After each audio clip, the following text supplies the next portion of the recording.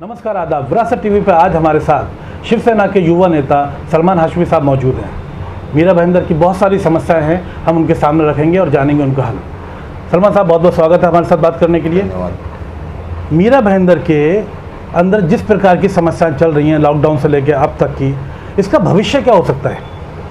देखिए, सबसे पहले तो मैं आपको बताना चाहूँगा कि मीरा भाईंदर के अंदर हमारे मीरा भाईंदर के शहरवासी बहुत ही अच्छे हैं, बहुत ही भोले हैं, जिनकी वजह से आज मीरा भाईंदर के अंदर जो बीजेपी सत्ते में बैठे हुए महानगर पालिका के अंदर बैठे हुए हैं, उनकी वजह से हमारे मीरा भाईंदर वासियों को खामियाजा भुगतना पड़ रहा है।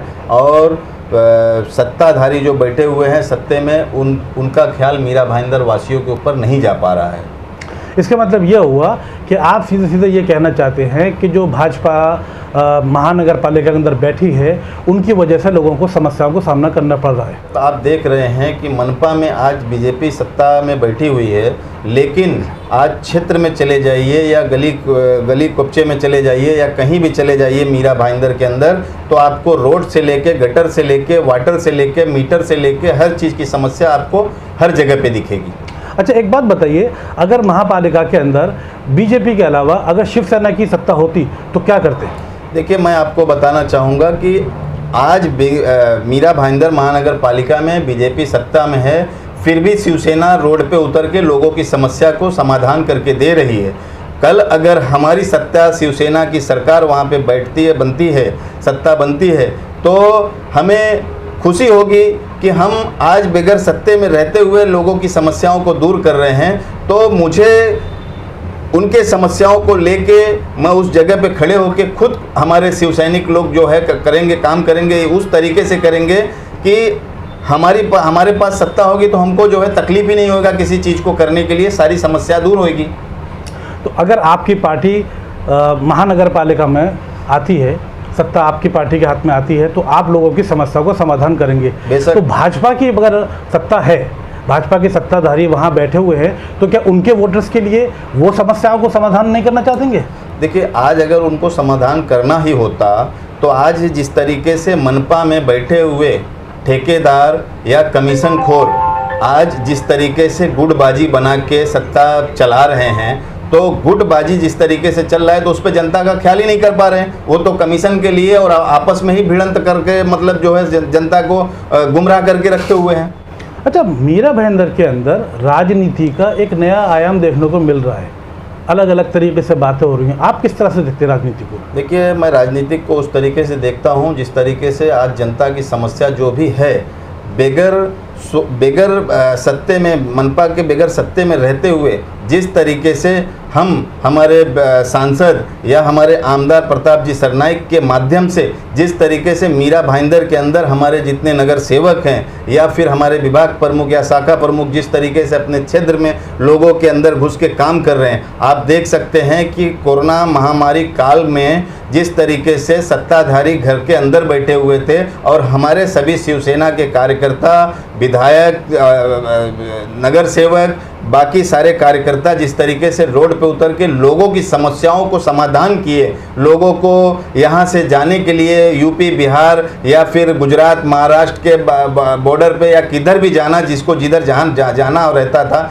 शिवसेना ही उनके लिए हर जगह पे सक्षम खड़ी थी और हर जगह पे लोगों की भला करते हुए चली आई हुई है। तो आज आप देख सकते हैं, जैसे मैंने खुद ही लॉकडाउन के अंदर जिस तरीके से लोगों की समस्याओं को समाधान करते हुए, पूरा तो नहीं कर पाया लेकिन जितना मुझसे हो सका मैं लोगों के साथ कंधे से कंधा मिला के लोगों की मदद करते हुए मैं वहाँ पे खुद खड़ा था। हमारे आमदार प्रताप जी सरनाइक द्वारा, हमारे सांसद जो है राजन बिचारे जी के माध्यम से, हमारे आमदार प्रताप जी सरनाइक के माध्यम से जिस तरीके से मुझे जो भी कार्य दिया गया, मैं उस तरीके से सक्षम उस चीज़ पर खरा उतरा। ये बात आपकी दुरुस्त है, क्योंकि हमने देखा कि आपने काफ़ी लोगों की मदद की, लेकिन आपके साथ दूसरी पार्टी के लोग भी खड़े हुए थे, बहुत सारी एनजीओ भी खड़ी थी, इसने सभी लोगों की मदद की, लोगों ने अपनी इंसानियत को जगा करके एक इंसान की हैसियत से दूसरों की मदद की, इसमें कोई दो राय नहीं है। लेकिन बात अब ये आती है कि आज मीरा रोड के अंदर सड़कों की प्रॉब्लम, पानी की प्रॉब्लम, बिजली की प्रॉब्लम है, तो इसका सलूशन भाजपा करेगी या आप करा पाएंगे? इससे आखिर जो प्रॉब्लम पब्लिक फेस कर रही है उसका सलूशन कैसा होगा? देखिए, मैं आपको बताना चाहूँगा, आप अगले महीने में हमने जो है इस चीज़ का विरोध किया था, रोड के ऊपर प्रदर्शन किए थे हमारे सभी शिव सैनिक आमदार प्रताप सरनाइक के माध्यम से, उनके नेतृत्व में हमने रोड पे उतर के हमारे सारे कार्यकर्ता जो है रोड पे उतर के आंदोलन किए, जिसका असर आपको रोड पे दिखा। रोड का काम शुरू हुआ और रोड दुरुस्त किया गया, जिसमें आप देख सकते हैं कि टेंडरबाज, कमीशनखोर जिस तरीके से रोड बनाए, आज फिर वो खड्डे होना चालू हो गए हैं। हम चाहते हैं कि जब हमारी सरकार और हमारी सत्ता महानगर पालिका में आएगी तो हमको किस बोलने की ज़रूरत नहीं पड़ेगी, हम खुद ही उस चीज़ को उतर के काम करेंगे और जनता में जब खुशी महसूस होगी तो वो मुझे बहुत ही अच्छा फील होगा और हमारे शिव सैनिकों को अच्छा फील होगा। अच्छा, ये लॉकडाउन के बाद में अब जिस तरह से लॉकडाउन खोला जा रहा है धीरे धीरे से, बेरोज़गारी जो बढ़ी है, आपको भी मालूम होगा कि लॉकडाउन के बाद में काफ़ी लोगों की नौकरी चली गई, काम चले गए, इन्वेस्टमेंट नहीं है लोगों के पास काम करने के लिए, बेरोज़गारी बढ़ती चली जा रही है। इसके लिए क्या आपकी पॉलिसी होगी पार्टी की? देखिए, मैं सबसे पहले तो बताऊंगा कि हमारे आमदार प्रताप जी सरनाइक साहब जिस तरीके से युवाओं में दिलचस्पी लगा रहे हैं, लोगों की मदद कर रहे हैं, लोगों को रोज़गार दिलाने का कार्य कर रहे हैं। आज हमारे मीरा भाईंदर से लेके थाना माझीवाड़ा तक आप देख सकते हैं कि युवा अगर अपनी प्रॉब्लम लेके हमारे आमदार या हम जैसे शिव सैनिकों के पास आ रहे हैं तो उनकी समाधान किया जा रहा है। फिलहाल केंद्र द्वारा जो प्रसारित किया गया था कि हर साल जो है 2 लाख लोगों को रोज़गार दिया जाएगा, तो 2 लाख तो छोड़ दो, 2 लोगों को भी नहीं दिया जा रहा है और दूसरा उल्टा रोज़गार छीना जा रहा है लोगों का। तो मैं तो केंद्र सरकार के बारे में तो नहीं बोल पाऊंगा क्योंकि केंद्र सरकार फेल हो चुकी है और राज्य सरकार में जो हमारे इस समय महाराष्ट्र के मुख्यमंत्री हैं, वो आप देश में या हर जगह पे आप देख सकते हैं कि उनके जैसा मुख्यमंत्री पूरे हिंदुस्तान के अंदर, मैं आपको बता दूं कि बहुत ही एक नंबर पे चल रहे हैं। जिस तरीके से हिंदू, मुस्लिम, सिख, ईसाई सभी को लेके चलने वाले शख्सियत हमारे माननीय श्री उद्धव जी ठाकरे साहब जिस तरीके से लेके चल रहे हैं, मैं बोलना चाहूँगा ठाकरे सरकार है जिस तरीके से कार्य कर रही है, रोजगारियों में जो है बढ़ोतरी हो रही है और आने वाले समय में रोजगार सभी युवाओं को महाराष्ट्र के अंदर मिलेगी और अच्छे तरीके से, अच्छे पैमाने पे मिलेगी। मीरा भाईंदर के अंदर ये पूरे मुंबई के अंदर मेट्रो ट्रेन का काम चल रहा है जी, ये अभी तक पूरा नहीं हो पाया, कब इसका टारगेट कब तक है पता नहीं, लेकिन मीरा भाईंदर में ये यहाँ तक किस तरह से पहुँचेगा, कब से शुरू होगा, कुछ बता सकते हैं इसके बारे में? देखिए, अभी मैं बताना चाहूँगा कि मेट्रो का काम अभी जल्द ही शुरू हुआ है और उससे पहले बीजेपी के हाथ में थी।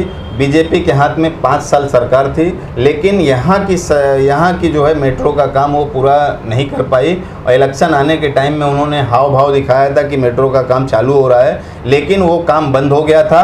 इलेक्शन होने के बाद कई महीने तक बंद थी। आज हमारे आमदार प्रताप जी सरनाइक के नेतृत्व में और उनकी मांग थी, आज उनकी ही DP प्लान पास की गई हुई है और रेलवे मेट्रो का जो है बहुत ही धड़ल्ले से काम चालू है और इसके आगे जो है बहुत ही जल्द ही ये काम होगा और मेट्रो भी बहुत ही जल्द ही मीरा भाईंदर के अंदर दौड़ेगी। आप मेट्रो दौड़ने की बात कर रहे हैं, पूरी मुंबई लोकल ट्रेन पर चलती है, आज वो सब थमी हुई है, तो महाराष्ट्र सरकार लोकल ट्रेन क्यों नहीं चालू कर रही है? देखिए, लोकल ट्रेन तो तब चालू होगी, आप देख सकते हैं कि महामारी जिस तरीके से कोरोना महामारी का प्रकोप चल रहा है पूरे महाराष्ट्र में नहीं, पूरे हिंदुस्तान में, पूरे वर्ल्ड में, तो उस चीज़ को नज़रअंदाज तो नहीं कर सकते हैं। हमारे मुख्यमंत्री जिस तरीके से फैसला ले रहे हैं स्टेप बाय स्टेप, जिस तरीके से महाराष्ट्र की जनता बहुत ही खुश है और उस चीज़ को देखते हुए, मद्देनज़र रखते हुए, मैं जहां तक जानता हूं कि लोकल ट्रेन भी जल्द ही चालू होगा। फिलहाल मैं जहां तक जानता हूं कि हमारे मुख्यमंत्री ने जो जो स्टेप लिए हैं वेल एंड गुड, बहुत ही अच्छा है, जनता भी उनको सराहना कर रही है, उनका सराहना कर रही है, उनका स्वागत कर रही है और आगे भी जल्द ही बहुत ही अच्छा चीज़ें प्रमाण इसका आएगा। कोरोना जाएगी, हिंदुस्तान जीतेगा, महाराष्ट्र जीतेगा। आपने कहा कि ट्रेनों को इसलिए शुरू नहीं किया जा रहा कि महामारी फैल रही है, लोकल में जो सोशल डिस्टेंस से मेंटेन नहीं हो पाएगा। हाँ। अगर ये प्रॉब्लम लोकल ट्रेन में डिस्टेंस की आती है तो बसेस क्यों शुरू की? बस के अंदर भी तो देख रहे हैं आप, एक के ऊपर चढ़े हुए लोग हैं। नहीं, बसों के अंदर जो है डिस्टेंस है, आप देख सकते हैं कि बस के अंदर जितने भी बस हो या गाड़ियां हैं या मोटर बाइक है, सारी चीज़ों में डिस्टेंस चल रही है। जैसे जिस तरीके से सरकार ने आह्वान किया था उसी तरीके से यहाँ की जनता पालन कर रही है। और ये है कि ट्रैफिक वगैरह लग जा रही है क्योंकि अब लोग ड्यूटी पे जा रहे हैं, काम पे जा रहे हैं, लोग अपना गुजर बसर कर रहे हैं, अच्छे तरीके से चल रहे हैं। जांच में जिस तरीके से बदलाव आया है, जिस तरीके से कोरोना का जो लोगों के अंदर डर था वो डर खत्म हो चुका है। लोकल ट्रेन की वजह से आज लोगों को परेशानी का सामना करना पड़ रहा है, उसके बगैर लोगों की ज़िंदगी अधूरी हो गई है क्योंकि हर आदमी के पास में 2 व्हीलर या 4 व्हीलर नहीं है और वो उनको बम्बई जाने के लिए इस चीज़ की ज़रूरत पड़ती है जिससे लोकल से आसानी से सफ़र तय हो जाता है। उसकी वजह से लोगों को तकलीफ आ रही है, इस बात को आप मानते हैं नहीं? देखिए, समस्या तो हर तरीके से है। आपको बता दूं कि समस्या अगर देखने जाओगे, लोकल ट्रेन तो चालू हो जाएगी लेकिन उसमें बहुत ही बड़ी समस्या हो सकती है क्योंकि उसमें डिस्टेंस नहीं बना पाएंगे। फिर आप देख सकते हैं कि लोकल ट्रेन, लोकल बोलते किसको हैं कि जिस तरीके से लोकल ट्रेन मुंबई की गर्दी पूरी मतलब हम उठा के लोगों को भर के जाना रहता है, एक दूसरे का टचिंग में जाते हैं, तो वो चीज़ को डिस्टेंस बनाने के लिए ही लोकल को रुका के रखा गया है। और आज जब अगर लोकल खोल दिया जाएगा तो मेरे हिसाब से कोरोना बहुत ही तेज़ी से फैल सकती है। आज जिस तरीके से महाराष्ट्र सरकार ने कोरोना को बोलते हैं ना कि कैद के अंदर ले लिया है और उससे जीतने का समय आ गया है, तो लोकल के बारे में इतना जल्दी आप ये मत करिए क्योंकि लोकल ट्रेन चालू हो जाएगी तो बीमारी और भी बढ़ सकती है। इस वजह से हमारे मुख्यमंत्री या हमारे यहाँ के जो है आमदार खासदार, उन्होंने जिस तरीके से प्लानिंग बनाई हुई है वो बहुत ही अच्छी तरीके से गाइडलाइन करके लेके चल रहे हैं और आगे भी जिस तरीके से चलेगा और आगे जल्दी ही लोकल खुलने का आशा है तो खुलेगा लोकल। और लोगों को रोजगार पे जाना आना जिस तरीके से थोड़ा सा तकलीफ तो हो रहा है। आज इंसान अगर जिएगा तभी तो ड्यूटी करेगा और दुनियादारी करेगा। आपकी बात बिल्कुल सही है, लेकिन जिस तरह से आपने बसेस के लिए प्लान किया है, हाँ, कम सीट, जितनी सीट्स हैं उसी हिसाब से लोगों को अलाउ कर रहे हैं। हाँ। इसी तरह से कोई ऐसी पॉलिसी बनाई जा सकती है ना, कितनी सारी लोकल ट्रेन है कि सिर्फ सीट जितनी होंगी उसमें अलाउ कर, प्लानिंग करने से की जाएगी, तो ऐसी कुछ पॉसिबिलिटीज नहीं बन सकती? देखिए, ऐसा तो अभी फिलहाल तो चालू ही है। आप देख सकते हैं कि अगर लोकल ट्रेन कुछ चालू हैं तो वो सरकारी नौकरियां जो कर रहे हैं, सरकारी दफ्तरों में जो जा रहे हैं, उनके लिए लोकल अभी चालू है फिलहाल। और आम आवाम के लिए अभी वो चीज़ नहीं चालू है, लेकिन वो भी जल्द ही चालू हो जाएगा। सरकारी नौकरों को इतनी तकलीफ नहीं है क्योंकि सरकारी तनख्वाह उनको मुसलसल कंटिन्यूसली आ रही है। तकलीफ है उन मजदूरों की, गरीबों की, जो उनके पास में कोई सैलरी नहीं आ रही है, इनके पास पैसा नहीं है, उनको बगैर जाए तकलीफ हो रही है। तो उसके बारे में ज़्यादा सोचना है। सरकारी दफ्तरों में जाने के लिए सरकारी एम्प्लॉयज़ को तो अलाउ कर दिया गया है, लेकिन जिनको सही मानों में ज़रूरत है उसके बारे में नहीं सोचा जा रहा। तो मैं यही चाहता हूँ कि सरकार अगर इस पर कंसीडर करे, कोई ऐसी प्लानिंग बताए कि जो डेली मजदूर हैं भले से क्राउडेड ना हो, सीट्स के हिसाब से कुछ प्लानिंग ऐसा की जा सकती है जिससे कि उनका रोजगार का सिलसिला शुरू हो सके। इस पर काम करने की ज़रूरत है या नहीं? नहीं, इस पे तो काम चालू ही है। फिलहाल तो लोग अपने ड्यूटी पे जा ही रहे हैं। ऐसा नहीं है कि मतलब सरकारी ही लोग मतलब ड्यूटी कर रहे हैं। सरकार की तरफ से जितने भी सरकारी ये कर्मचारी हैं, क्योंकि सरकारी कर्मचारी अगर जगह जगह पे पहुंच के सही वक्त पे अगर अपने आप को मेंटेन नहीं करेंगे तो आम आवाम उस तरीके से चल नहीं पाएगी और बीमारी और भी बढ़ सकती है। तो सबसे पहले तो सरकारी जो ड्यूटी करते हैं, या जैसे कि आप देख सकते हैं कि झाड़ू से लेके पोस्टमैन से लेके या डॉक्टर से लेके जो है, या फिर आप देख सकते हैं कि रेलवे से लेके हर चीज़ का हर जगह पे जो है सरकारी दफ्तरों में जिधर जिसको बैठना उठना रहता है, काम करना रहता है, तो सबसे पहले तो उनको पहुंचना है, फिर उसके बाद आम आवाम को, लोगों को संभाल सकते हैं वो। आज जिस तरीके से महाराष्ट्र सरकार जिस तरीके से लोगों को संभाल के लेके चल रही है, अदर राज्यों में देख लो तो लोग परेशानी के माहौल में झेल रहे हैं। ठीक है, आपकी बात मैं मानता हूँ। आज लोकल में जनरल पब्लिक सफ़र नहीं कर रही है, उसकी वजह से ट्रांसपोर्टेशन बढ़ गया है रोड पर। आप देखते हैं कि आते जाते दहीसर चेक नाके पर कितना ट्रैफिक जाम हो जाता है। ये चेक नाके का टोल टैक्स का सिस्टम कब ख़त्म होगा? उसकी वजह से ही ट्रैफिक बढ़ रहा है। देखिए, इसके बारे में तो मैं आपको बता दूं कि इसके बारे में सरकारी फैसला कर सकती है और इसके बारे में मैं नहीं बोल पाऊंगा, लेकिन मैं मुख्यमंत्री हमारे माननीय श्री मुख्यमंत्री उद्धव जी ठाकरे साहब से अपील करूंगा कि उस चीज़ पे ध्यान दें और चेक नाके पे जो टोल की वजह से ट्रैफिक हो रहे हैं, तो जब तक जो है लोकल ट्रेन नहीं चालू हो जाती है, जब तक टोल मुक्त होनी चाहिए। बिल्कुल, क्योंकि कम से कम अगर आपको बाहर के ट्रांसपोर्टेशन से, बाहर के ट्रैफिक जो लोग बढ़ाते हैं, ये बड़ी बड़ी गाड़ियाँ आती हैं, लॉरीज़ हैं, ट्रक हैं, तो उसके लिए टोल टैक्स को आप बॉर्डर पर लगवाइए ना। मीरा भाईंदर के लोगों को तकलीफ होती है, तो अगर दहीसर चेक नाके का टोल टैक्स शिफ्ट कर दी जाए तो कम से कम भाईंदर के लोग आने वालों को इस तकलीफ का सामना नहीं करना पड़ेगा, क्योंकि सबसे ज़्यादा तकलीफ होती है इसी ट्रैफिक में। रात में आप भी कभी आते जाते होंगे बम्बई के अंदर। इसके बारे में मैं हमारे आमदार माननीय श्री प्रताप जी सरनाइक से बात करूंगा, हमारे सांसद राजन बिचारे जी से बात करूंगा कि इस चीज़ के बारे में मुख्यमंत्री जी से वार्तालाप करें और इस चीज़ का निवारण करें, जिससे जनता का भला हो सके और जनता अपने समय पे जा सके और जनता आ सके अपने समय पे। तो टोल मुक्त होना चाहिए, ये मैं हमारे आमदार प्रताप जी सरनाइक साहब से बात करूंगा और इसके बारे में अपना विचार विमर्श उनके सामने रखूंगा, जिससे वो उस चीज़ पे ध्यान दें। फिलहाल तो हमारे आमदार जिस तरीके से प्रताप जी सरनाइक साहब जिस तरीके से फील्ड में उतर के लोगों के लिए जिस तरीके से समस्याओं का समाधान कर रहे हैं, मैं उनको सलाम करता हूं कि जिस तरीके से काम कर रहे हैं। यहाँ की आम आवाम जनता जिस तरीके से खुश है, उनकी खुशी में मुझे खुशी मिलती है और मैं वो खुशी व्यक्त करता हूं आपके चैनल के माध्यम से और लोगों को आह्वान करता हूं कि जिस तरीके से आमदार प्रताप सरनाइक जी काम कर रहे हैं और लोग उनसे जुड़ते चले जा रहे हैं, लोग हमें कॉल करते हैं कि हमें शिवसेना से जुड़ना है, शिवसेना बहुत ही अच्छा काम कर रही है। हिंदू मुस्लिम सिख ईसाई सभी इस चीज़ को चर्चे का विषय बना हुआ है कि महाराष्ट्र की सरकार जिस तरीके से काम कर रही है उसको सलाम कर रहे हैं। और केंद्र सरकार कितना भी दबाव करने की कोशिश करे, सत्ता गिराने की कोशिश करे, ये मुमकिन नहीं है, क्योंकि ठाकरे सरकार है और ठाकरे सरकार को हिंदू मुस्लिम सिख ईसाई सभी चाहते हैं। और जिस तरीके से महाराष्ट्र के अंदर काम हो रहा है, आप देख सकते हैं कि आप एक चैनल के एंकर हैं और आपको खुद को जानकारी रहेगा कि महाराष्ट्र के अंदर बहुत ही वेल एंड गुड काम चल रहा है, लोगों की समस्याएं दूर हो रही हैं। लोगों की समस्याओं में लोग आमदार, खासदार, मंत्री, यहाँ की हमारे कार्यकर्ता, शिवसेना सभी कार्यकर्ता, विभाग प्रमुख, शाखा प्रमुख, नगर सेवक सभी एक दूसरे से मिल के बहुत ही अच्छी तरीके से काम कर रहे हैं। तो आने वाले वक्त में जनता खुद ब खुद आपको बताएगी। आप जनता के बीच में जाएंगे तो पूछेंगे तो आपको मालूमात पड़ेगा। महाराष्ट्र सरकार बहुत अच्छा काम कर रही है, ये हम भी देख रहे हैं, आपने भी कहा कि उद्धव जी ठाकरे इस वक्त बहुत ही सूझबूझ वाले काम कर रहे हैं। लोगों को शिकायतें अपोजिशन को सब रहती हैं, वो बात हम नहीं कहना चाहेंगे, ये तो पॉलिटिक्स है। हाँ, लोगों को शिकायतें भी हैं और लोगों को समस्याओं का समाधान भी हो रहा है। लेकिन इन तमाम पॉजिटिव चीज़ों के साथ में आपकी सरकार के साथ में महाअघाड़ी और कांग्रेस का भी सपोर्ट है, तो क्या ये क्रेडिट आप उनके साथ शेयर करना नहीं चाहेंगे?